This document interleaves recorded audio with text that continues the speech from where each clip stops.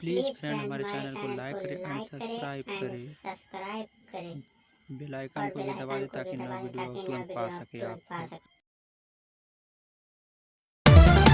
इतना देर से फोन वेटिंग बा और कहाँ बिजी बानी इतना? अरे काम के फोन रहे यार। कौन काम बा? 1 घंटा 2 घंटा कौन काम बा रउआ? सच कला पर टिकट बुझाता। अरे तो का करी रे? हां तो फोन उठाओ गई ना हमार।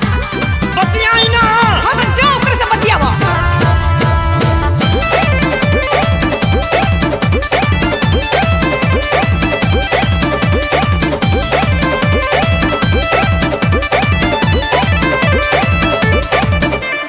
बिजी कहाँ देर तक रही, सच्चे सच्चे हमारा से कही। बिजी कहाँ देर तक रही और सच्चे सच्चे हमारा से कही। छोही तोर तोहर जानतानी, सच बताई।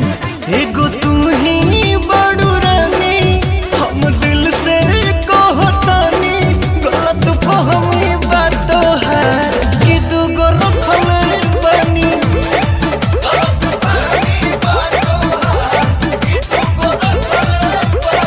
मान जाना झूठो के कला खेले बड़े रोने के बुझत का कौन गाड़ी चलावत तनी ऐसे कैसे रो रखते देखतानी। लड़ा दी फोन उठाओ के खाली कौन इतना का खिसियातानी?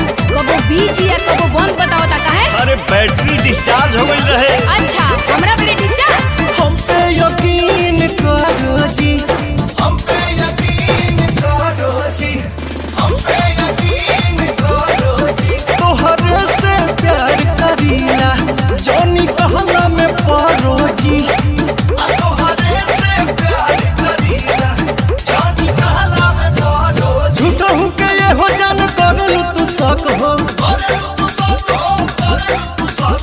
हमारा तो दहिया पर तोहरे बहक हो।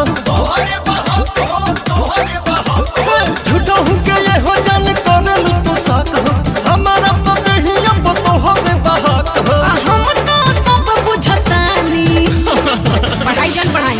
एगो तुम ही बड़ू रानी, तुझसे सच कहो तोनी। गलत फहमी बातो है कि दूगो रखले बनी। गलत फहमी बातो है कि दूगो रखले बनी।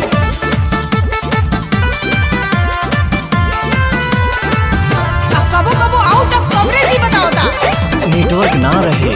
आवत हर नेटवर्क खराब तनी आवत तू। चलो फोन रखो। रख के दिखावा तनी। अच्छा